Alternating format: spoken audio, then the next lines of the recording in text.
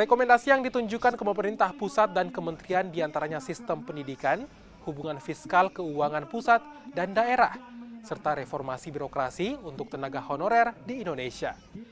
Rekomendasi tersebut juga diserahkan ke 3 baca pres yang hadir dalam forum Rakernas Apeksi tahun ini. Bima Arya berharap apa yang dihasilkan dalam Rakernas tahun ini terlaksana untuk kepentingan publik.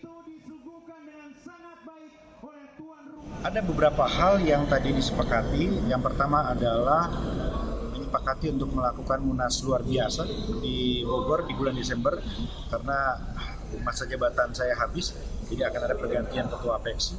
Yang kedua, penyelenggaraan Apeksi di 2024 di Kota Balikpapan, ini mendekat ke IKN.